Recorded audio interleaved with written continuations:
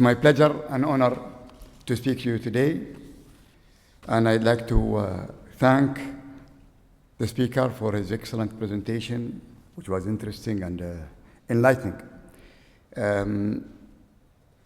I'd like to welcome the people who visit us today to attend this first World Free Zone Organization meeting. I'm going to touch on a few things that I came across in my journey when we established Jebel Ali Free Zone. I will touch on what Dubai did, why Dubai did it, and how it happened. Today we're speaking about free zones, and a free zone is a misunderstood concept. Many people don't understand what a free zone is, why a free zone. In 1983, I was sent by the government, by His Highness Sheikh Mohammed, to look at free zones around the world. There was a study to establish Jebel Ali as a free zone done in 1980. In 1983, I was sent to basically study and look around the free zone to see what this free zone concept is and what we can do in Dubai.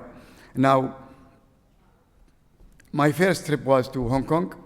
I actually selected Hong Kong, Taiwan, Korea, and then I wanted to visit the United States. So I visited Dallas, Fort Worth, Airport Free Zone, and then visited New York and New Jersey Port Authority, and we discussed. My main talking point were customs, because I was working at the customs, and my specialty was customs, and I want to know how. My observations is that free zone concept is misunderstood. Not many people liked it, even the authorities, for a simple reason.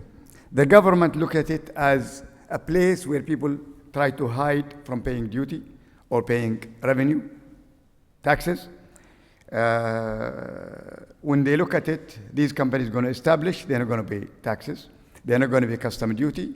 So the end result, that plus this, is the revenue of the governments go down. In the free zones that we looked at, some succeeded and some failed. The one who succeeded, interestingly enough, were in the countries that are practicing free trade, like Hong Kong, Singapore. The concept is understood and succeeded. In many countries, didn't succeed because of government policies, because also there is a lot of misunderstanding between what the customs will allow and what the free zone wants, and they never meet, and the customer will be lost. Other places, they have no infrastructure. Many people will work so hard in creating a free zone by spending a lot of time on the regulation. They will devise one of the best regulations. They will look at the law, what it allows, what it doesn't allow. They will spell it. But they forget about one important thing, which is infrastructure. And there are many free zones where they announced it, they passed the law, they brought the customers, and it failed. Because when you get the customer to invest, when you attract them, you have to take advantage of their being there, that there is facility they can take. Because to promote any project, if you don't have the facility, you will fail. It's like when you light a match, unless you can use that match, then that's it. You can't light it again. The people who will come for a free zone to invest in it will not come again, because they will get an idea that it's not ready and you fail. And once you fail once, it's difficult to convince them. So we come back to Dubai. Why a free zone? A lot of people will ask, why a free zone? Why would you need a free zone? I think to understand Dubai, you have to look at Dubai at a glance. Dubai itself. We are a city, a state that has limited resources. We have very little oil. We have no agriculture. We have no means of survival except trade. To survive in a desert is a big effort. Our ancestors used to walk miles every day just to get water, which is everybody never even think about water. It's always available. We're not here. And not only that, everything else. There is a saying that says, necessity is the mother of invention. And necessity is what made Dubai decide on the free zone.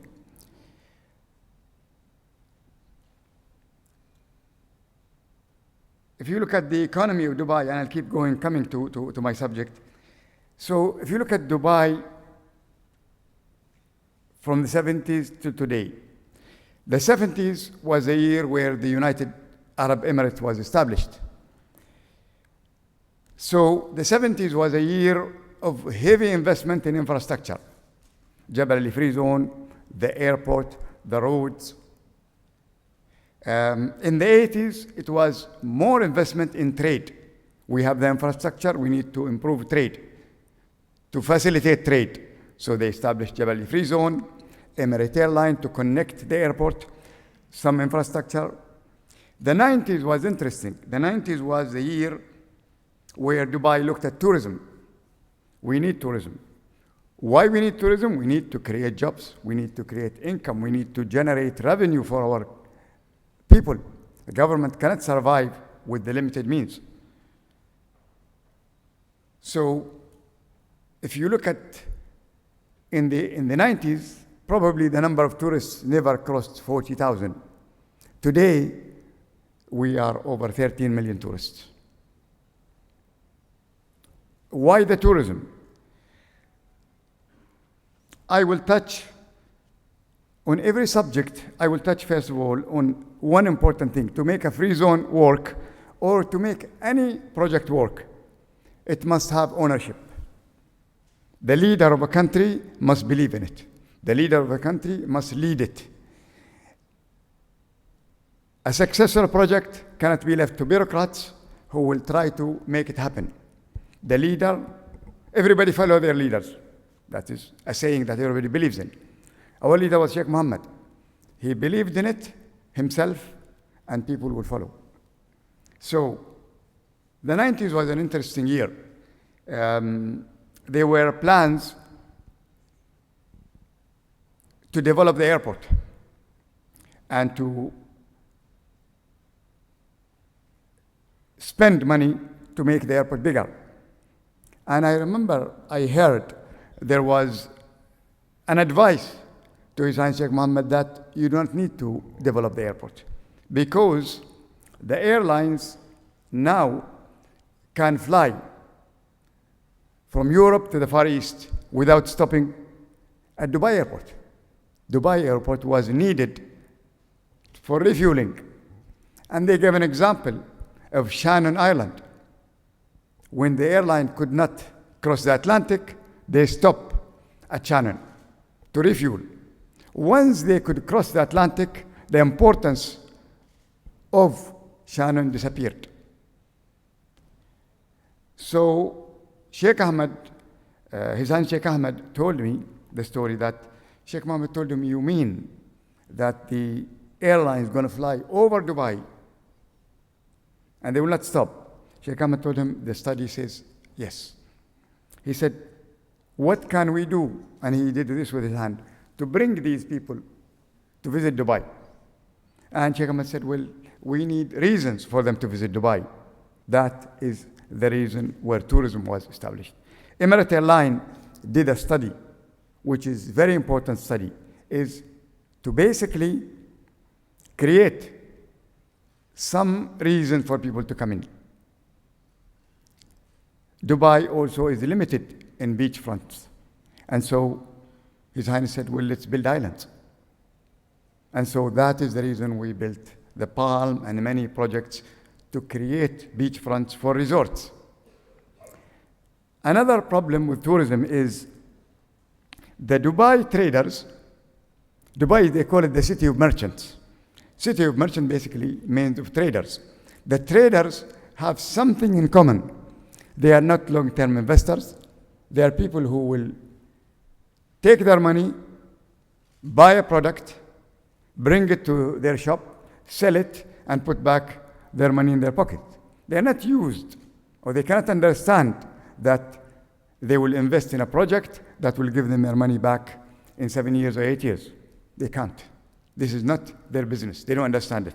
So to promote tourism, you need people to build the resorts. None of the traders in Dubai were interested. And I remember I was myself involved when His Highness asked me to attend a meeting to create an area which is called the Lagoon today in Dubai. It's at the end of Dubai Creek, where the government gave that land to the traders to develop some kind of a Disney-like entertainment area. And the biggest traders in Dubai, houses, were invited. And a representative of the British Bank of the Middle East, which is HSBC now, were also attending. And this happened in the early 90s. And we attended a few meetings, and I was asked for His Highness to attend with them. After a few meetings, the traders said, during the meeting, they said, we cannot invest in this. This is a project government should do. Government is stuck with it. They're going to dump it on us, and we don't see we can make money out of it.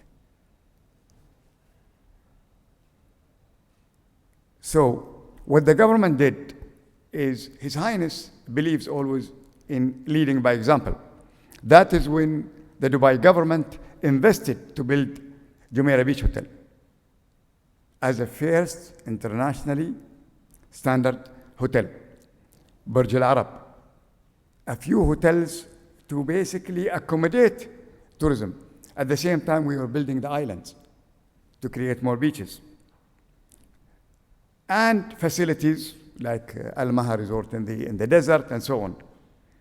So the traders eventually, when they saw somebody else investing and they saw the business coming, they started to change. So Al Futtaim, who was traders, built city center and built hotels, and suddenly they started to do that. It was not easy to change the traders, but Sheikh Mohammed was able to change them by example. Another interesting example in the 90s, and I will say this because I want to emphasize the role of the leader in any country. A project will not succeed unless the leader takes ownership and leads it. We were contemplating deepening the port because in Jabal Ali, we have a port that has a depth of 14.5 meters to accommodate larger vessels because they are building larger vessels. We need deep ports. We needed, of course, to put a business case so that we can borrow money from the banks to deepen the port. When we did the feasibility study, it showed that the big shipping line would not want to come in the Gulf. If you look at, in the maritime business, the cargo moves from the United States, then the Mediterranean, Suez Canal, Red Sea, and goes straight to the Far East. So the ports which are in the route are Aden and Salalah. They both have the natural depth. The shipping line told us we are out of the maritime route. We are probably 75 to 150 hours, depending on the speed of the vessel. And they will not bring their big vessel to Jabal Ali. We did a market study. We contacted personally our customers and told them, if we have a deep water port, would you come? And they told us, frankly, no. The big vessel cannot afford to come. It will dump the cargo at the deep port in Aden or Salalah and they will send feeders vessels, which are small. At that time, a feeder vessel is 2,000 containers. Today, a feeder vessel could be 7,000 containers. So with that, I went to His Highness, and I informed him of our ideas and the results. And this shows you the leadership role. He said, did the consultant tell you that? We said, well, not only the consultant, but also the feasibility consultant. He said to me, well, you cannot sell something you don't have. So if you don't have a deep port, your question is meaningless. You have to have a deep port before you can really ask people to come. So we have a dilemma, because it would cost us $200 million. No bank will lend us. We have a feasibility that says it wouldn't work. And so we sat thinking how to accommodate that. And what we did, after a lot of thoughts, we said, let's try maybe to deepen a small part of the port. So we selected one of the quay walls and decided if we deepen that 300 meters by maybe 80 meters. And the cost was about $5 million. So it was easy to digest. If it doesn't work, it doesn't work. It's not a big thing. And we can afford it. And we did deepen it. And then we told our customers that we have a deep water berth in Jabal Ali. You can use it. And this berth has limitations. You can come only on high tide, and you will leave on high tide. During low tide, you are stranded. We have to be very honest with them. They told us, thank you very much, interesting, but they didn't really basically commit to do anything. About 2 weeks or 3 weeks later, there was a heavy storm in Salalah, and Maersk ship could not be handled. And so they realized they could bring it to us. So they brought it to Jabal Ali. And we are very excited to see a ship coming. This is really totally against what the consultant and the feasibility people told us. So the ship came, and we did a good job in the port to handle it, and they left happy. Then after that, MSC Shipping decided to give us a call, but not only once. They said, we're going to give you a ship every 2 weeks. Eventually, it became a ship every week, a very large vessel, contrary to what the consultant said. So we revised the feasibility, went again to the consultant, and suddenly what was not feasible became feasible. And this shows the role of the leader. It's very important. Any project, free zone or whatever, unless the leader takes charge of it, it will fail, because the bureaucrats will make it fail. So I was talking about the 90s, investment in tourism, and you can see if we did not expand Dubai airport, we will not be able to accommodate the tourists that are coming. If we didn't create a facility for tourists, they wouldn't come. Whatever anybody told us would have been right. And the example of Kodak is correct. Just like the move Shannon. Shannon could have been successful, but didn't develop, accepted that the airline isn't going to come, so we have nothing else to do. It's an irony, the year that Kodak announced bankruptcy, Instagram was sold for $1 billion, and Kodak had a debt of $1 billion. So innovation is very important in the business. The year 2000 was the year of innovation in Dubai. Electronic government, smart government, and so on. Why do we need it? It's a necessity.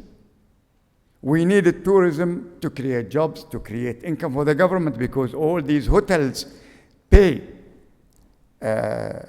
food and beverage tax that the government wants. So electronic government was announced, and smart government eventually. What that means is today in the customs or in the port, We handle vast number of cargoes, millions of transactions. It would have been impossible to process them manually or with even desktops or with even computers. I remember in the 80s, a computer building, maybe half of this hall. Today, all our computers are like a small desk, basically, that runs the port. We are able to handle things fast. We are able to get information. And so I could go back now to the free zone. Today, Jebel Ali has 7,000 companies. There are about 200,000 people working. 25% of the companies in the free zone are in manufacturing. 75% logistic, trading, export, import, warehousing, and so on. A lot of people told us you should have specialized, or you should have prioritized, or you should have put a list of industries that would work. We would have failed if we'd done that. We were open to business, all kinds of businesses, but we will select. We put a criteria of what we will not accept in our processing. We will not promote it. You cannot promote something negative. You can't say you are allowed the free zone, but this is what we don't like. That can be an internal process. Image and impression is important. What we don't accept is environmentally harmful industries, or maybe in our case, we cannot accept in Jebel Ali energy intensive industries because we don't have a lot of energy. We don't have gas, we don't have fuel, we don't have a lot of power.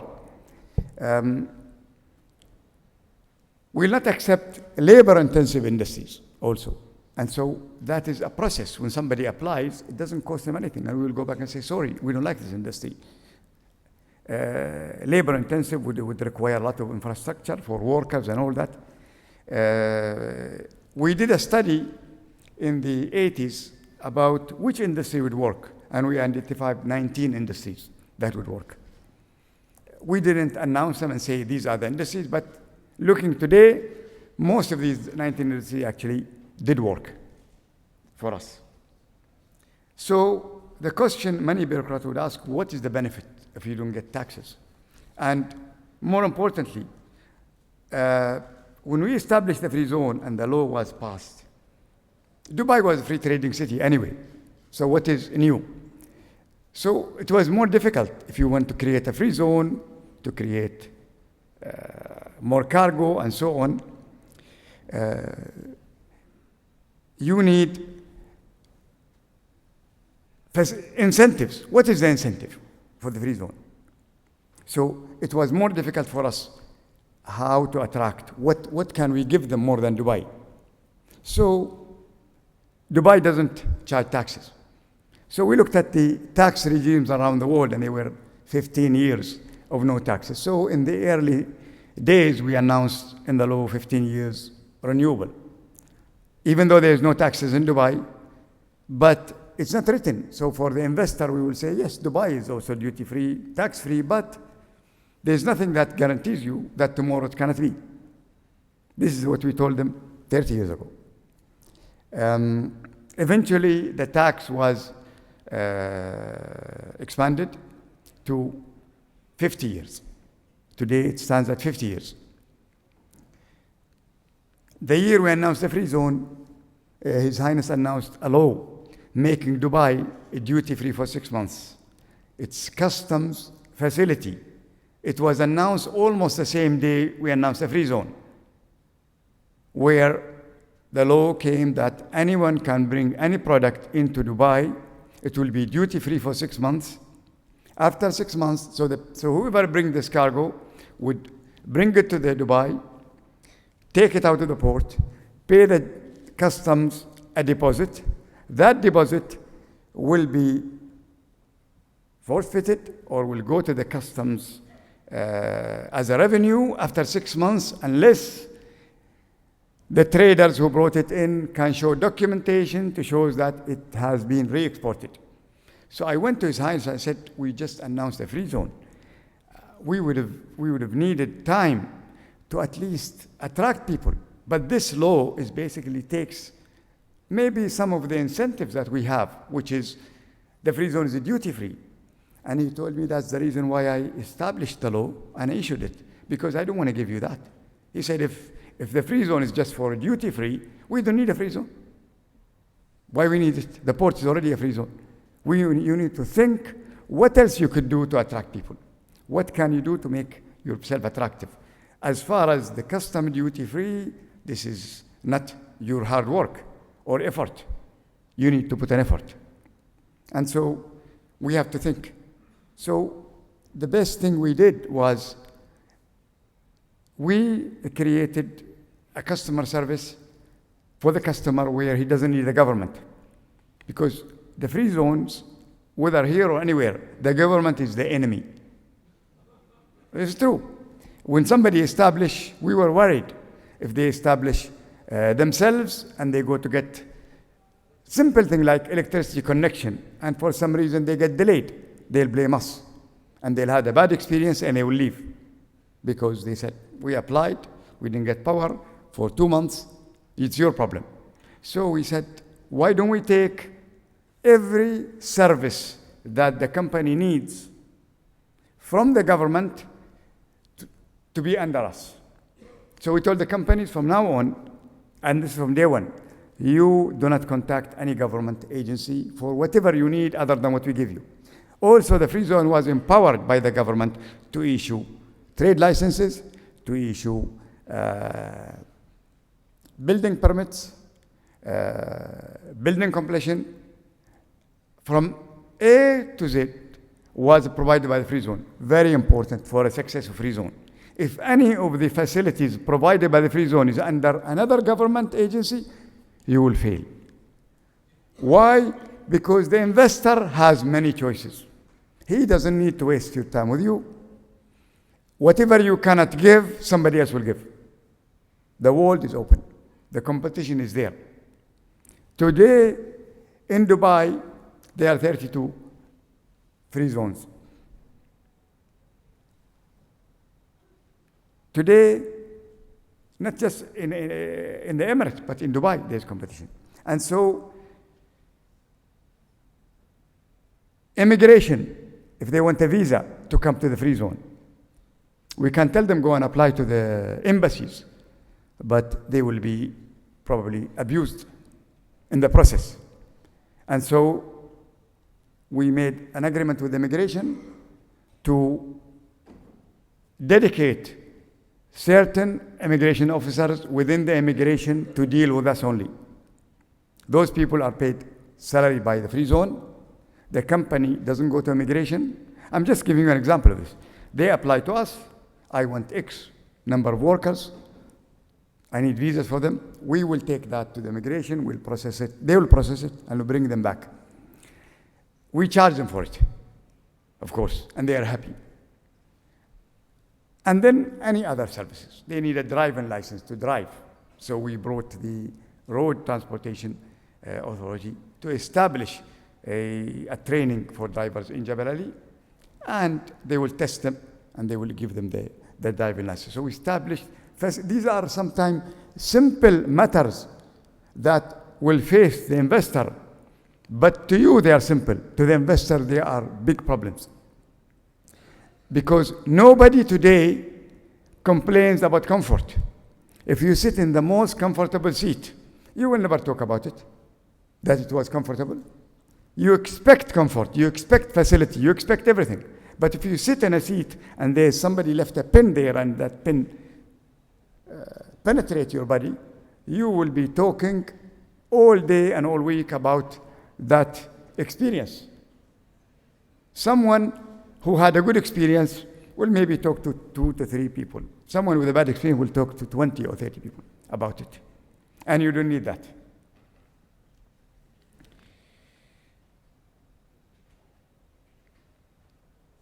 So the free zone generates and regenerates the economy, stimulates the economy.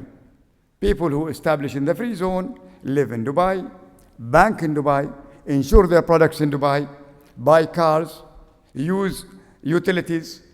Dubai Itisalat, our telecommunication, probably their revenue, about maybe 20 to 24% or 25% of their revenue come from companies in Jebel Ali Free Zone. At one point, everybody is dreaming sometime of what else we could do. They said, oh, why don't we establish our own communication company? Because we are assured that we have that. But I don't like it because I don't want to do something I don't have any experience in. And we have no experience in communication. We should concentrate in what we know best. Today, if you come to Jebel Ali Port, we are international. We are in 65 terminals. The deep water port that we did in Jebel Ali gave us the edge.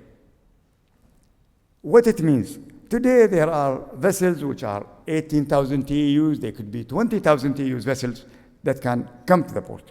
We have 10 terminals around the world that can handle that. I can just give you an example because everybody is familiar with airlines. The 380, the double-decker airplane, which many people of you used, they cannot go to every airport. They go only to airports that they can handle them. They can offload the passengers quickly. Otherwise, they wouldn't go. So any airport that want to accommodate the 380 have to have facilities. And that's what we did today.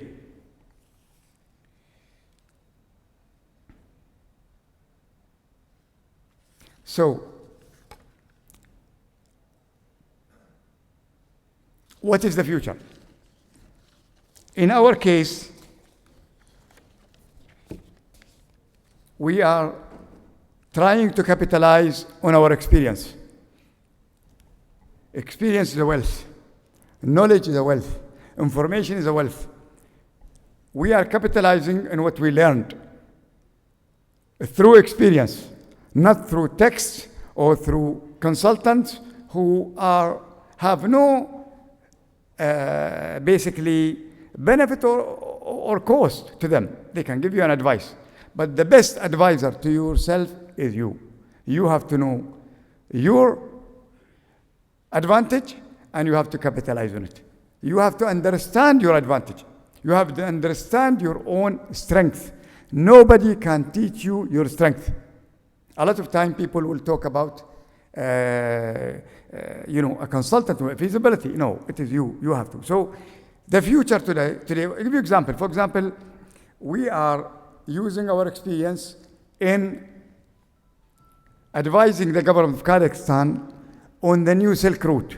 There is a new Silk Route, a rail from China to Europe through Kazakhstan. There is a free zone in a area called Hargus, and we eventually will manage Hargus, and we are already managing the port of Aktau.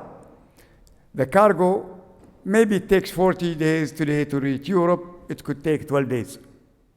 So time is money. Also, China is contemplating in moving many industries from the coastal cities, which are expensive, to the west, or the southwest, or the northwest. Cost of labor is expensive in China. We face it. We have 3 ports there. Our labor cost is 10% increase every year. So we know it. So the cargo will reach Europe through the Russian rail and the Kazakh rail, and also the Islamic Republic of Iran rail, which already connected, and Turkmenistan. We are using the same knowledge in a big logistic park in London, where we build a port, so London Gateway. We're using that also in Dominican Republic, where we're developing a logistic park, free zone, between the airport and the port. Finally, we learned that a port, a free zone, and an airport When they are within proximity, it works very well. So intermodal is so important. Intermodal of transportation. That means that to export cargo or to bring cargo, you're using all the means: rail, road, and sea, and air. We did have all these except the rail. Rail is coming now, which is Etihad Rail. We will be connected to it. In London, we are connected to the rail. In Kazakhstan, we are connected to the rail. And so these are the means of transportation that we believe would work. I've been giving notices that I passed my time, but I would like to thank you for listening, and again, welcoming you, all the visitors who the first time visited Dubai, to enjoy the hospitality of Dubai. Thank you very much.